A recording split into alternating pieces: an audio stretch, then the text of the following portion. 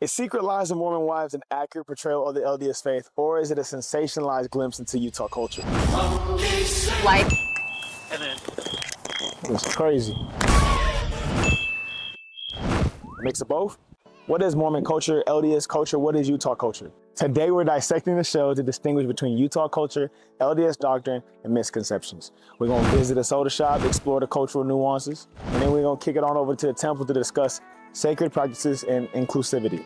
To preface, what are my thoughts on the show? It is entertainment, nothing more, nothing less. What y'all need to understand is TV shows extremes. We enjoy sports because of the extreme athletes in the world. You aren't tuning in to watch me play rec league basketball or the local karaoke star, but you might tune into American Idol to see the wildest auditions or the best vocal performance. Now, when it comes to Secret Lives of Mormon Wives, let's take some media literacy into that. If it's not stereotypes being exaggerated or misconstrued, like showcasing a Mormon family with 12 kids dressed up in pioneer clothing, like the LDS content, or in this case, Mormon wives going completely against the stereotypes, then people wouldn't tune in. Now, the gospel of Jesus Christ welcomes all. So I'm not on the side of villainizing these women, but I'm also not on the side of justifying sin.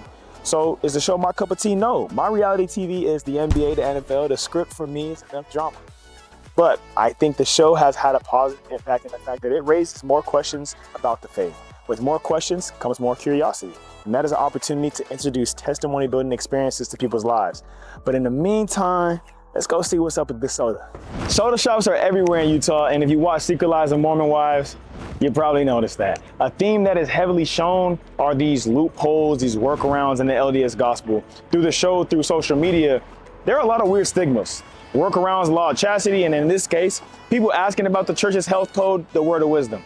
Is ketamine okay? Is soda addiction a replacement for not being allowed to socially drink or consume coffee? Now, doctrinally, the word of wisdom is basically don't pollute your body. And in the beginning, there were guidelines established with the do's and don'ts of the religion. But as the world expands, as we learn more as humans and start to understand one another, globally, it is insane to think that you need to wait for a church leader to step in and dictate your life. The point of the gospel is to let your love of God guide your actions and add or remove things from your life to protect your spirit. Protecting your spirit means taking care of things that could affect your spirit. So with that being said, is caffeine doctrinally against the word of wisdom? No. That is some people's interpretation. And for someone like your boy, I understand I have to be careful with caffeine because it messes with my anxiety. Regardless though, soda isn't forbidden. It never has been, never will be. Some members avoid it for personal reasons, but it is not a commandment. And the reason soda shops in Utah get hype is because they are dope. The drinks are crazy. You see all these fast food places and these restaurants up in their drink game, and I think Utah soda shops, they deserve credit for it. The dirty soda, that's from this Utah company Swig. But not to be confused with Houston's Dirty Sprite. That for sure is against the word of wisdom. So doctrinally, take care of your body. Culture-wise, Utah may have set the standard for drinks.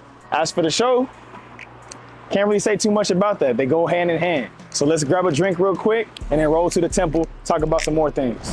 The show portrays LDS women as oppressed in the church, but the women teach, they speak, they organize, they lead. The Relief Society is one of the largest women's organizations in the world. There's even women leadership conferences held every year at BYU. Now, do I think we're at our peak in gender relations? No. Societal issues show up in our culture, so it reflects in our worship. So there's ways to go, but we are progressing, and the importance of women is a key doctrine in Christ's gospel. So culturally, yeah, we got a little bit to go. Socially, Utah is different than most metropolitan areas. So culturally, where the women from the show are raised, they could very well be reflecting a relationship dynamic that is contrary to the gospel. So were they lying? I don't think so. What happens when describing a global religion, you have people across the spectrum, especially when it comes to understanding and living the gospel. All doctrine in D&C 121 teaches about the priesthood power, for example, something that, yes, the men hold, but understanding that power is something even the members have a hard time grasping. For men, priesthood power is a service tool, and the scriptures warn against men who use that tool unrighteously, and God condemns them. So, yes, I believe these women to be honest in the fact that they were probably experiencing, maybe they lived lives where they felt repressed and dealt with men who were going against the teachings. However, the doctrine teaches that both men and women are to submit to each other, especially in marriage. Now to the temple. Man, is it weird? The clothing, the ordinances, the buildings, it all seems so secret. Well, no, the church is quite transparent about what goes on in there, the clothing that we get on. That's my favorite place to be though, man. It has been for quite a time because that's my place where I meditate. I find a deeper sense of peace, communicate with God.